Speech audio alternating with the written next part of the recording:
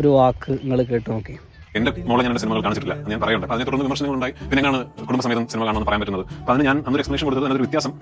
ഇപ്പോൾ അമലിക്ക് നാളൊരു കുഞ്ഞുണ്ടായി, ആ കുഞ്ഞിനെ തിയേറ്ററിൽ കൊണ്ട് എന്റെ സിനിമ കാണിക്കുകയാണെങ്കിൽ ആ കുഞ്ഞ് കാണുന്നത് പൃഥ്വിരാജ് നടനായിരിക്കും. എന്റെ മോൾ എപ്പോഴും കാണുന്ന അച്ഛനായിരിക്കും. മനസ്സിലായില്ലേ? അപ്പോൾ കൊച്ചുകുട്ടിയല്ലേ, ഇപ്പോൾ അച്ഛൻ നടനാണ്, അപ്പോൾ അച്ഛൻ സ്ക്രീനിൽ ചെയ്യുന്ന ഒരു നടന്റെ ഇതിലാണെന്ന് തിരിച്ചറിയാൻ പറ്റില്ല. സോ എന്റെ മോൾ എന്റെ സിനിമകൾ കാണുന്നതിനോട് വേറൊരു കണ്ടക്ച്വൽ ഇതുണ്ട്. അതുകൊണ്ടാണ് എന്റെ മകൾ എന്റെ സിനിമകൾ കാണിക്കുന്നത്. നമ്മുടെ മക്കൾ ചെറിയ പ്രായത്തിൽ കാണേണ്ട ചില സംഭവങ്ങളുണ്ട്. അവരുടെ മെച്യൂരിറ്റി ഇല്ലാത്ത പ്രായത്തിൽ അവർക്ക് കാണിച്ചു കൊടുക്കാൻ പാടില്ലാത്ത പല കാര്യങ്ങളുണ്ട്. കാരണം അവർ അതിൽ വേറൊരു മീനിങ് ആണ് അതിൽ കാണുക. അപ്പോൾ അതുകൊണ്ട് തന്നെ നമ്മുടെ മാതാപിതാക്കളൊക്കെ, നമ്മളെ മക്കളുള്ളവർ ശ്രദ്ധിക്കേണ്ട വളരെ പ്രധാനപ്പെട്ട സംഭവമാണ്.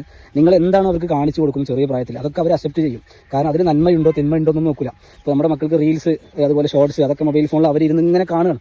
അതിൽ അറ്റല്ലല്ലോ, അതിങ്ങനെ മില്യൺസ് ഓഫ് മില്യൺസ് റീൽസുകൾ ലോകത്തുണ്ട്. അപ്പോൾ അതൊക്കെ ഇങ്ങനെ അതിൽ പല നല്ലതുണ്ടാകും, ചീത്തതുണ്ടാകും, പല രീതിയിൽ കാണാൻ പറ്റാത്തതുണ്ടാകും. ഒക്കെ അവരിങ്ങനെ ഇരുന്ന് കാണും, അത് അക്സെപ്റ്റ് ചെയ്യും, അവരതിൽ വേറെ മീനിങ് കണ്ടെത്തും. ഒക്കെ അപ്പോൾ ഇങ്ങനെ ഒരു ഡിസിഷൻ ഈ പൃഥ്വിരാജിൻ്റെ ഭാഗത്തു നിന്ന് ഉണ്ടായത് വളരെ നല്ലൊരു സംഭവമാണ്.